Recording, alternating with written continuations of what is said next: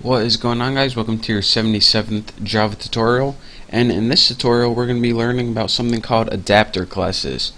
Now, in the last tutorial, when we implemented from the interface like mouse listener and mouse motion listener, we had to implement 7 different methods, and those are kind of time consuming, and sometimes you don't always want your program to detect all of those different methods. Sometimes you only want your program to be able to tell when a user clicks something instead of drag, release, move. You only need one of those. So what Java did is, in order to kind of save you some time, they made something called an adapter class. And what an adapter class does is it already implements an interface, and it overrides it with a method body that is pretty much a blank body, or pretty much a body that does nothing. And you're saying, alright, what's the point of that?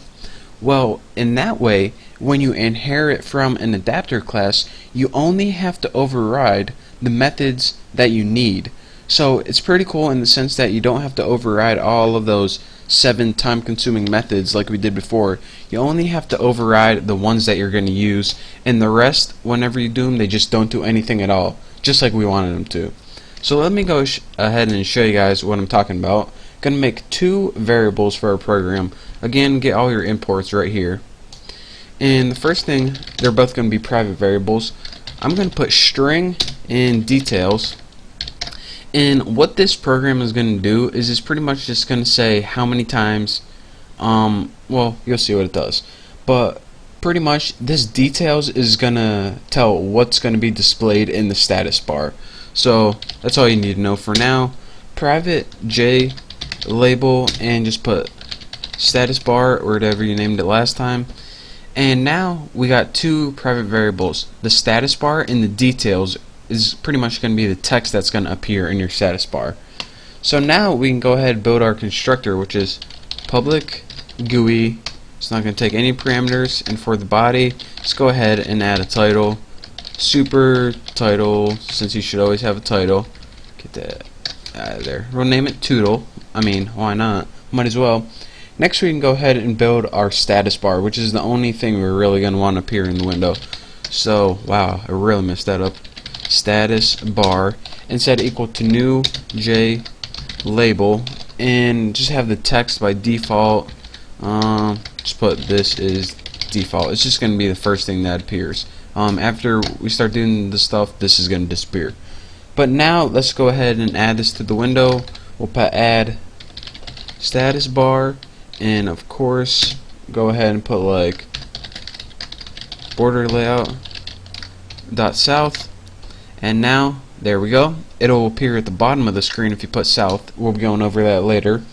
And now we need to add, of course, the mouse listener. Just like that, add mouse listener. And the parameter it takes here is an object of the class we're going to build. And we're going to be building a new class called new mouse class. And don't forget your empty parameters for that. So make sure we didn't mess. Oh, I know we're getting an error because we didn't build the class yet. So let's go ahead and create a class called mouse class. And what this mouse class is, well, let me just go ahead and private class mouse class extends. So we need to build a mouse class because that's what the parameter it took. In our class, we're going to pretty much define how to handle these mouse events, and we want it to extend mouse adapter. In this adapter class that we're extending from, this is the class that's built into Java already, so this can be custom whatever you named, but this has to mean mouse adapter. You have to type it just like that. And again, this adapter class is going to allow you to overwrite only the methods that you need to overwrite. So let's go ahead and first, the only thing we're going to want to be working with is public void mouse clicked. That's the only thing we care about when they click. We don't care when they drag or anything else like that. So put mouse event. Oh my god, can I not type? I mean, seriously.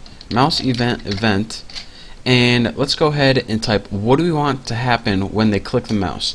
Well, let's go ahead and take those details right up here that we're going to have and put details, set it equal to string dot format, And let's go ahead and put something that takes 2 arguments. Put you clicked %d.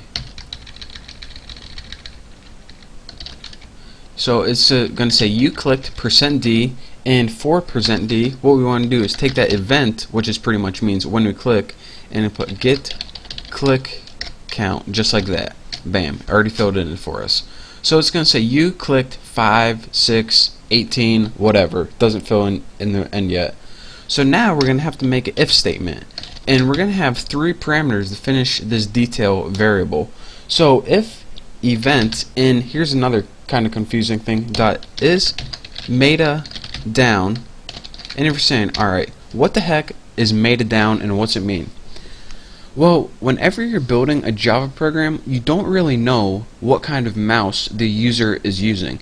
There's 3 kind of main mouses. There's a 1-button mouse like on the Mac, a 2-button which is like old classic, or a 3-button mouse, and the 3rd button is that scroll wheel.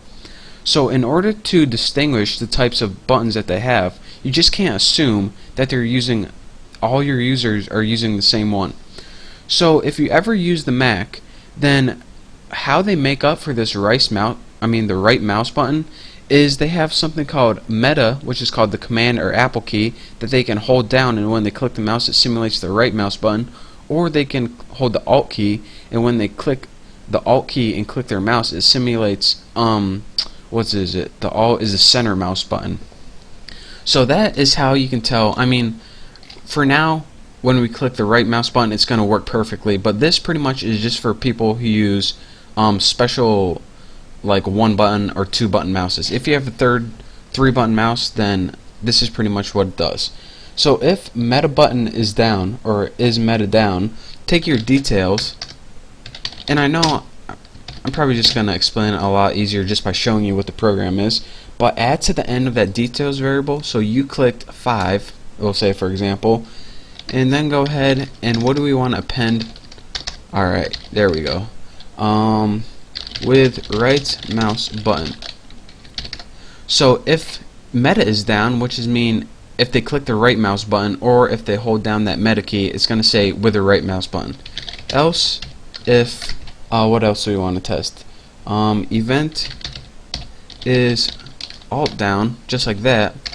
Let's go ahead and first put that back, and details plus equals with center mouse button. And the cool thing about this, else by default you don't have to test anything because you know it's just a regular click. Down with left mouse button. So that's how you distinguish between the right, the center, and the left mouse button for different types of mice. And I spelled details wrong, and now I spelled it right. So that's all we have to do. So now we have a variable called details, and it's a string. It starts with you clicked and it says a number and says with the right mouse button either, why did I put either? Why didn't I just put with? Embarrassing. And then I pretty much, this is the beginning and one of these is the end of the string, and now all we have to do is add this to the screen. So put status bar set text, and for the text we're just going to write that details variable. So the status bar is going to set equal to the details variable, and now we can go ahead and run it and I can show you guys what it does. So it says this is default, which you put that by default, and I'm going to go ahead and click my left mouse button now. Look, click 1, 2, 3, 4, 5, and then if you move it and click your center, look what happens. Center, center, clicking with my center, or in other words my scroll wheel, and then go ahead and click with your right. And if you go ahead and move this, then it's actually a new event. So if you want to make your things go up, you got to stay in the same place. If you're moving it, then it actually is a move event, so that's why it resets.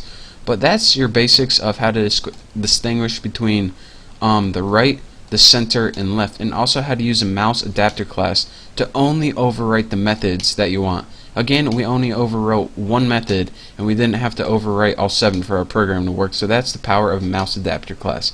But for now, thank you guys for watching. Don't forget to subscribe, and I'll see you next time.